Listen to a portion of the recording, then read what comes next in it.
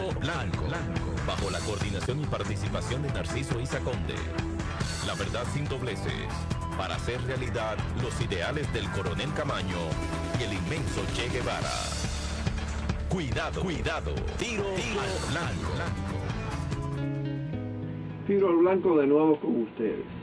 Leonel Fernández, en su condición de presidente de la República, le solicitó al Banco Mundial, al Banco Interamericano de Desarrollo, a la Unión Europea, a la cooperación española, a la cooperación estadounidense y a otros organismos que examinaran el tema de la corrupción en la República Dominicana y le hicieran una serie de recomendaciones para abordarla, para enfrentarla. Esas entidades se reunieron y produjeron 30 propuestas al gobierno, que fueron presentadas en un acto final la semana pasada al propio presidente Fernández. Nosotros afirmamos que esas 30 propuestas equivalen prácticamente a cero. Y decimos esto por el destino de la misma. El Estado dominicano es un Estado altamente corrompido y corruptor. Existen múltiples estudios, denuncias, valoraciones que lo califican incluso como un narcoestado. Hay una maquinaria de corrupción, hay un sistema de corrupción de Estado, partido, en el caso del PLD, Estado, partido, jefe de partido o funcionario, alto funcionario del gobierno, que funciona como una maquinaria. Leonel Fernández es el jefe de esa maquinaria. Y la propuesta presentada a él no pueden tener otro destino que no sea el truqueo y la inaplicación, salvo quizá una que otra para hacer un allante determinado. No se conoce en la historia de este país que un jefe de una determinada estructura corrompida y corruptora como la es en la que encabeza el presidente Fernández, se desembarace de la misma, la desmantele y se quede sin su base de soporte. Eso es un absurdo. Es posible que quienes le presentaron la propuesta tuvieran diferentes motivaciones. Uno, crearle un escenario para otro show mediático. Otro, quizá emplazarlo de manera fina a que emplazarlo nuevamente, podemos decir, para que se viera ante propuestas que tuviera que definir posiciones. Y otros incluso podrían pretender sencillamente diferenciarlo a él del conjunto corrupto del Estado Dominicano. Las motivaciones, en fin, pueden ser diversas, pero el destino de esa propuesta es prácticamente el basurero, porque la dinámica de corrupción del Estado Dominicano y de sus respectivos gobiernos, cuando hablamos del PLD no estamos excluyendo a los gobiernos del PRD ni a los gobiernos anteriores, ha sido toda una dinámica, un proceso de corrupción con relevo y con estilo naturalmente diferente. Quizá el PLD ha sido el partido que le ha dado más organización, estructura al sistema de corrupción en la República Dominicana. Naturalmente, Leonel Fernández anuncia lo que va a hacer con esa propuesta cuando en el acto de entrega minimiza la corrupción calificándola de micro y de hechos aislados, cuando todo el mundo sabe que es una corrupción absolutamente sistémica. Precisamente el Senado de la República y todo el Congreso que resultó de las pasadas elecciones congresuales y municipales es el resultado de una práctica intensa de la corrupción a través del clientelismo y del soborno político ejercido desde la presidencia de la República. La cúpula del PLD, especialmente la cúpula leonelista del PLD, se propuso copar prácticamente el Senado de la República. Es un producto de la corrupción, del soborno, de la trampa, con el control que ejercía sobre la Junta Central Electoral. Y esto es para controlar a su vez otros organismos, la Junta Central Electoral, la Cámara de Cuentas. Ese mecanismo es un mecanismo garante de impunidades, el Consejo de la Magistratura, que a su vez designa el Tribunal Constitucional. Y esto es muy importante, insistir en el rol del Tribunal Constitucional en la lógica de la estrategia reeleccionista del presidente de la República. Porque ya aparece con mucho más claridad una tendencia fuerte a plantearse el tema de la repostulación a partir de la Constitución vigente, interpretándola, diciendo que ella no cierra la posibilidad de que el presidente Fernández pueda repostularse en este nuevo periodo. Y eso naturalmente abriría una controversia y una polémica que terminaría, que concluiría en un debate en el seno del Tribunal Constitucional, que estaría controlado por el propio Leonel Fernández a partir de los mecanismos que he establecido, del Senado, Consejo de la Magistratura y Tribunal Constitucional, controlado por una mayoría leonelista en todos los casos.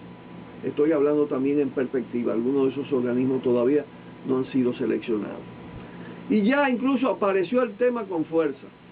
Apareció con fuerza en el día de hoy con las declaraciones del senador por Pedernales, hablando ya del tema de la posibilidad de una repostulación sobre la base de la Constitución actual, haciendo interpretaciones de la misma, y hablando de que 23 senadores se lanzarían a las calles para intensificar los esfuerzos por la repostulación del presidente Fernández. Siempre hemos vinculado el tema de la repostulación también al tema corrupción y al tema impunidad. Quizá la máxima garantía que tiene el presidente Fernández para no ser objeto de un expediente judicial es permanecer en la presidencia de la República y ahí sus esfuerzos de perpetuación. Claro está, hay quienes hablan y dicen que el presidente Fernández solo está orquestando esta campaña de repostulación para tener un poder negociador a lo interno de su partido con Danilo Medina y en el marco también de la competencia con el Partido Revolucionario Dominicano. Ciertamente que ese puede ser uno de los objetivos, pero no el único. Están en juego dos propósitos: obtener un poder para negociar impunidades en las mejores condiciones o tratar de imponer, si se le abren las posibilidades y la brecha, la repostulación y la reelección en este próximo periodo.